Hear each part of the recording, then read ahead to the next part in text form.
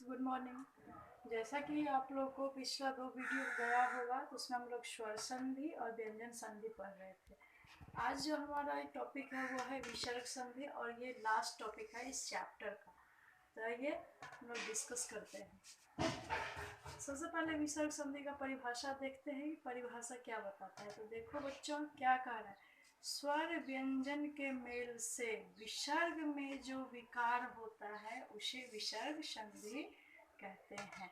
यानी इसमें स्वर वर्ण और व्यंजन वर्ण दोनों मिलेगा और उसके मिलने से विसर्ग में जो परिवर्तन होगा वही विसर्ग संधि कहलाता है। इसके भी कुछ प्रमुख नियम है जो नीचे डिस्क्राइब किया गया है। तो हम लोग एक एक करके सारे नियम को डिस्क्राइब करते हैं। फर्स्ट है हसी च, यानी यदि विसर्ग के पहले ओ स्वर रहे और बाद में वर्गों का तृतीय चतुर्थ पंचम या य र ल व ह में से कोई वर्ण आए तो विसर्ग का उ छोटा उ हो जाता है। वहीं उ अपने पूर्ववर्ती ओ से मिलकर ओ का रूप ले लेता है। ये इतना बड़ा देख कर के आप लोग को घबराहट नहीं होनी चाहिए, इसको आसानी से समझिए और अच्छे से समझिए। देखो जैसे मना जो रथ, नो में ओ है,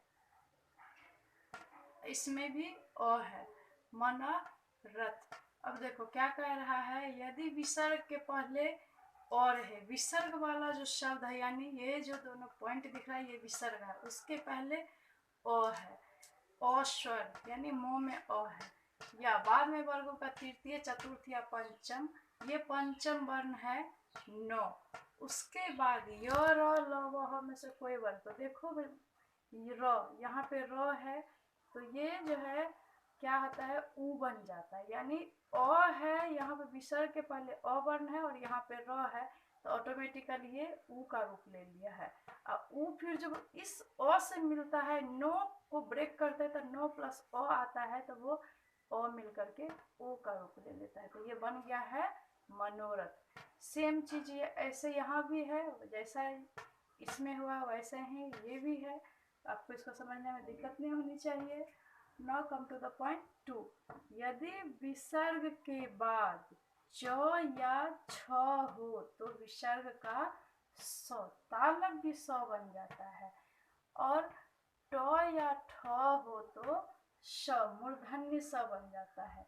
देखो बच्चे इसमें दो केस है, कहता है विसर्ग यानी नी के आगे विसर्ग है, विसर्ग के बाद च या छ, तो यहाँ पे छ है तो क्या बन जाता है तालब विष। तो जब ये दोनों कंबाइन हुआ तो देखो बीच में तालब विष आ गया है, आधा स और छ संयुक्त है यहाँ पे। इसमें देखो विसर्ग के बाद च है, उसके बाद ट या ठ हो तो स बन जाता, तो वो चीज नहीं है, यहाँ भी वही है, च या छ है तो क्या बन गया है तालब स। उसका भी एग्जाम्पल जब आप बनाओगे चैप्टर तो मिल जाएगा। थर्ड वा सरी, इसका मतलब हुआ यदि विसर्ग के बाद स यानी दंत सकार हो तो वो वही सकार हो जाता है, यानी इसमें एज इट इज वही रह जाएगा, चेंजेस नहीं होगा। दो विसर्ग दिख रहा है यहाँ पे शासन, तो ऑलरेडी ये जो है विसर्ग जो है स आधा स का रूप ले लिया है, तो दुशासन निह जोर शब्द यानी निशब्द, यहाँ भी तालब विसर्ग का रूप ले लिया है।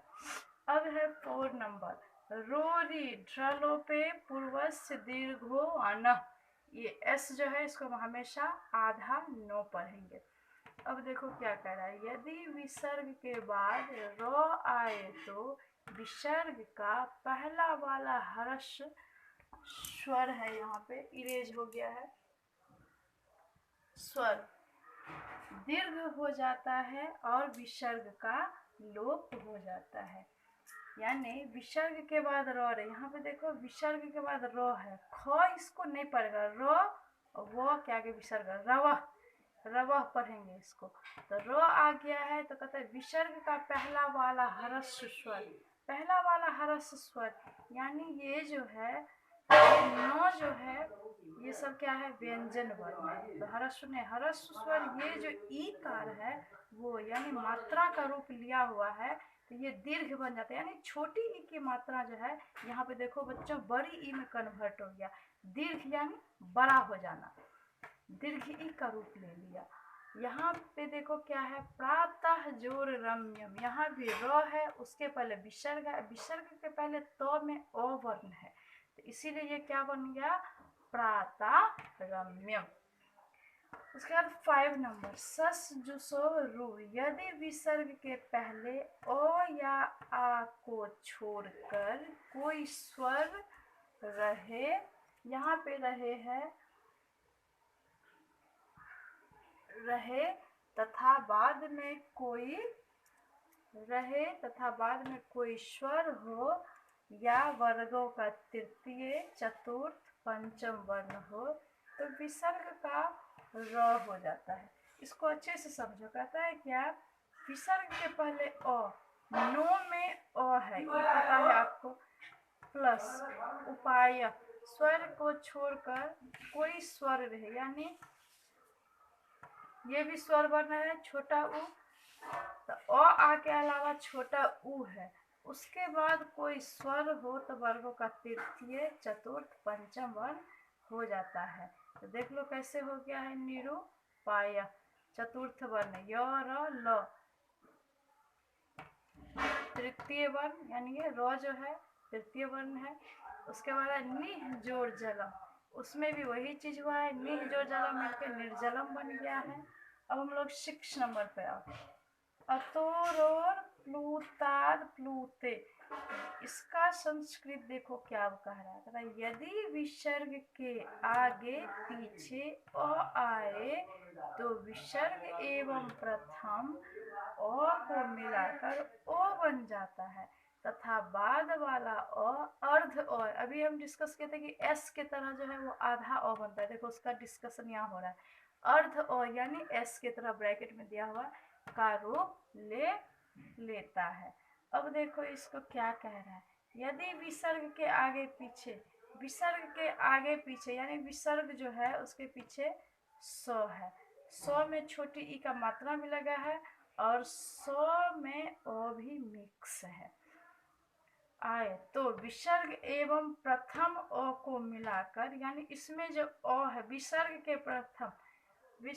के पहले व में भी अ है प्लस अर्च, तो ये जो है दोनों मिल करके क्या बन जाता है, वो का रूप ले लेता है और यहाँ पे आधा अ का निर्माण होता है, शिवो अर्च।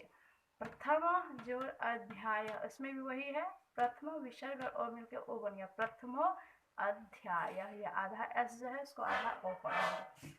अब 7 नंबर, विसर्ग के बाद क ख प फ रहने पर विसर्ग में परिवर्तन नहीं होता, अगर विसर्ग है, विसर्ग के बाद ये वर्ण है, ये इसमें कोई चेंजेस नहीं होता है। प्रातः काल, अंतःपूर्व यानी अंतःपूर्व। अब लास्ट है ईदुदुपधस्य चा प्रत्यय, यानी विसर्ग के पहले ई, छोटी ई है यहाँ पे, छोटी ई या ऊ रहने पर तथा बाद में क ख प फ रहने पर विसर्ग का ये वाला स यानी मूर्धन्य स बन जाता है।